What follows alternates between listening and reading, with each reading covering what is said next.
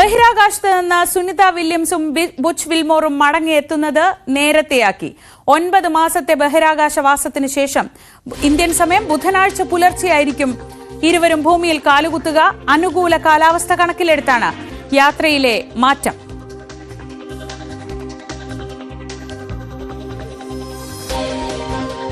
TG Sajith വിവരങ്ങളുമായി news ഡെസ്കിൽ നിന്ന്. സജിത്, 9 മാസം ബഹിരാകാശത്ത് താമസിക്കുക മാത്രമല്ല നിരവധി റെക്കോർഡുകളും സ്വന്തമാക്കിയാണ് സുനിത വില്യംസ് മടങ്ങിയെത്തുന്നത്. ഒരുപക്ഷെ അവിടെ കുടുങ്ങിപ്പോയത് ഏതൊക്കെ രീതിയിൽ ഉപയോഗപ്പെടുത്താമോ ആ രീതിയിലെല്ലാം ഉപയോഗിച്ച് ഇപ്പോൾ ഈ യാത്രാ പരിപാടിയിൽ ഉള്ള മാറ്റം ഏത് സാഹചര്യത്തിലാണ്?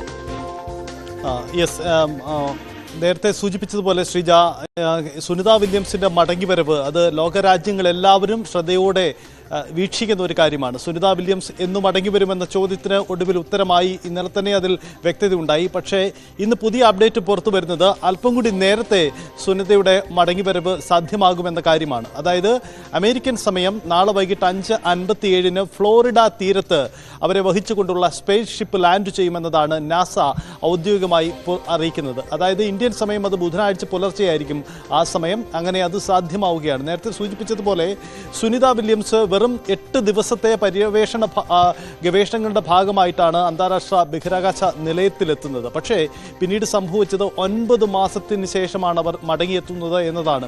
ഈ ദൗത്യം, മടങ്ങിവരവ് ദൗത്യത്തിന് അസാധാരണമായ പ്രതിസന്ധികൾ ഉണ്ടായിരുന്നു. സുനിതയുടെ ജീവന് പോലും ഭീഷണി ഉണ്ടാകുന്ന സാഹചര്യമുണ്ടായി. അങ്ങനെ പല ആശങ്ക ഘട്ടങ്ങളിലൂടെ കടന്നുപോയതിനൊടുവിലാണ് ഇന്നലെ ഡ്രാഗൺ ഷിപ്പ് ഈ സ്പേസ് ഷിപ്പുമായി ഡോക്ക് ചെയ്യുകയും പുതിയ സംഘം അവിടേക്ക് എത്തുകയും അങ്ങനെ മടങ്ങി വരവിനുള്ള വഴിയൊരുക്കുകയും ചെയ്യുന്നു. എന്തായാലും ഈ ഒരു അവസരം സുനിത വില്യംസ് ഏറ്റവും അധികം സാധ്യതകൾക്കായി ഉപയോഗപ്പെടുത്തി എന്നത് വ്യക്തമാണ്. കാരണം ഏറ്റവും അധികം ആകാശ നടത്തിയ വ്യക്തി എന്ന റെക്കോർഡ് സ്വന്തമാക്കുന്നു. ഒടുവിൽ ബഹിരാകാശ നിലയത്തിന്റെ കമാൻഡർ ചുമതലയെ അവർ ഏറ്റെടുക്കുന്നു.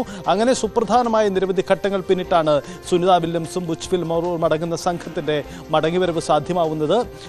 നാളെ വൈകിട്ട് അമേരിക്കൻ സമയം 5:57 ഫ്ലോറിഡ തീരത്ത് അവരുടെ സ്പേസ് ഷിപ്പ് ലാൻഡ് ചെയ്യുമെന്നാണ് ഇപ്പോൾ നാസ ഔദ്യോഗികമായി അറിയിച്ചിരിക്കുന്നത്. എല്ലാവരും ഏറെ ശ്രദ്ധയോടെ ആകാംക്ഷയോടെ കാത്തിരിക്കുന്ന നിമിഷമാണിത്. ബുധനാഴ്ച പുലർച്ചെ ഇന്ത്യൻ സമയം അവരുടെ ലാൻഡിംഗ് കൃത്യതയാവുന്നു. ഇത് സംബന്ധിച്ച എല്ലാ ക്രമീകരണങ്ങളും ഒരുക്കി കഴിഞ്ഞിരിക്കുന്നു എന്നതാണ് നാസ അറിയിച്ചിരിക്കുന്നത്. സഹിത ഒരുപാട് വാർത്തകൾ വരുന്നുണ്ട്. അതായത് അവർ തിരികെ ഭൂമിയിലെത്തുമ്പോൾ ഇത്രയേറെ നാളുകൾ 9 മാസത്തോളം ഗ്രാവിറ്റി ഇല്ലാത്ത ഇടത്ത് ജീവിച്ച് തിരികെ എത്തുമ്പോൾ അവർ നേരിടുന്ന വെല്ലുവിളികൾ, അങ്ങനെ പല പല കാര്യങ്ങളുണ്ട്.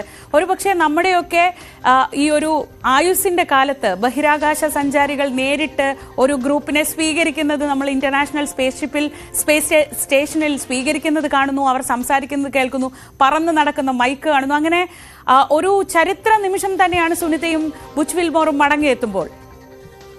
തീർച്ചയായും നമ്മുടെ ശാസ്ത്ര ലോകത്തിൻ്റെ വളർച്ച അത് അങ്ങേയറ്റം, ശാസ്ത്രകുതികൾക്ക് മാത്രമല്ല എല്ലാ സാധാരണക്കാർക്കും അത് അങ്ങേയറ്റം വലിയ പ്രതീക്ഷ നൽകുന്നതായി കൂടി ആ ദൃശ്യങ്ങൾ മാറി എന്നതാണ് ഇന്നലത്തെ സാഹചര്യം. കാരണം ഡ്രാഗൺ ഷിപ്പ് ഡോക്ക് ചെയ്തതിന് ശേഷം പുതിയ ദൗത്യ സംഘം അവിടേക്ക് എത്തുന്നതും അവരെ സ്വീകരിക്കുന്നതുമായ ദൃശ്യങ്ങൾ, അതിൻ്റെ തത്സയ സംപ്രേഷണമൊക്കെ ഭൂമിയിൽ നിന്നും സാധ്യമാകുന്നു എന്നത് എന്താണ് നമ്മുടെ ശാസ്ത്ര ലോകത്തിൻ്റെ വളർച്ച എന്നത് അതിൻ്റെ സാധ്യതകളിലേക്ക് കൂടിയാണ് കൂടുതലായും എത്തിക്കുന്നത് എന്ന പ്രത്യേകത കൂടിയുണ്ട്.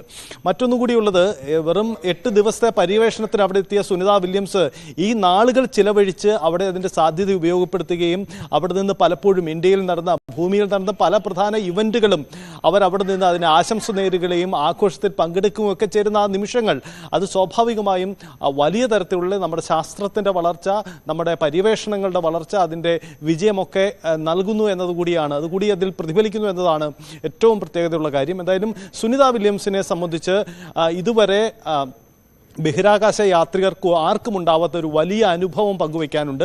ഇനി അവർ ഭൂമിയിലേക്ക് തിരികെ എത്തിയതിനു ശേഷം അവർക്ക് പങ്കുവയ്ക്കാനുള്ള കാര്യം, ഒരുപക്ഷെ ഒരു സാധാരണ ജീവിതത്തിലേക്ക് അവർക്ക് മടങ്ങിയെത്തുന്നതിന് നിരവധി കടമ്പകൾ പിന്നിടേണ്ടതുണ്ടാവാം. കാരണം നേരത്തെ ഗ്രാവിറ്റി ഇല്ലാത്ത സ്ഥലത്ത് ഇത്രയധികം നാൾ താമസിച്ചുകൊണ്ട് തന്നെ അവർക്ക് ശരീരത്തിലുണ്ടായിരിക്കുന്ന മാറ്റങ്ങൾ, അത് സംബന്ധിച്ച് കൂടുതൽ സ്വാഭാവികമായ ശാസ്ത്രീയ പഠനങ്ങൾ വേണ്ടിവരും. ഇപ്പോൾ തന്നെ വരുന്ന റിപ്പോർട്ടുകൾ അനുസരിച്ച് അവരുടെ ശരീരത്തിൽ ചില മാറ്റങ്ങൾ ഉണ്ടായേക്കാം, ആരോഗ്യത്തിന് ചില പ്രശ്നങ്ങൾ ഉണ്ടായേക്കാം. അത് സ്വാഭാവികമായും പഴയ നിലയിലേക്ക് വരണമെങ്കിൽ സമയമെടുത്ത് എടുത്തേക്കാം. എന്തായാലും അതുകൊണ്ട് സുനിത വില്യംസ് മടങ്ങിയെത്തിയതിന് ശേഷം നടത്താൻ പോകുന്ന ഒരു പക്ഷേ ആദ്യ പ്രതികരണം എന്തായിരിക്കും, അവരുടെ അടുത്ത നീക്കങ്ങൾ, ഇതൊക്കെ സംബന്ധിച്ച് ഏറെ ആകാംക്ഷയോടെ തന്നെയാണ് ശാസ്ത്രലോകവും കാത്തിരിക്കുന്നത്. അമേരിക്കയെ സംബന്ധിച്ചുകൂടി ഇതൊരു വലിയ നേട്ടം, നാസയുടെ വലിയ നേട്ടം കൂടിയായി ഇത് വിലയിരുത്തപ്പെടും. ശരി, ടി ജി സജിത്താണ് വിവരങ്ങൾ നൽകിയത്.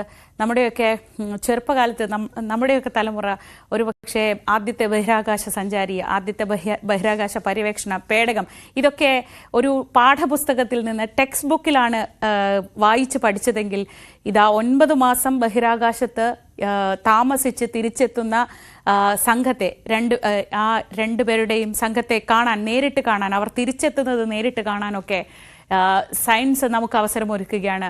ബഹിരാകാശ സഞ്ചാരികൾ ബഹിരാകാശ നിലയത്തിലേക്ക് എത്തുമ്പോൾ അവരെ നേരിട്ട് ആലിംഗനം ചെയ്ത് സ്വീകരിക്കുന്നത് നമ്മളിവിടെ തത്സമയം കാണുകയാണ്. ശാസ്ത്രം വളരുമ്പോൾ അത് അനുഭവിക്കാൻ ഭാഗ്യമുള്ള തലമുറയായി നമ്മൾ മാറുക കൂടിയാണ്.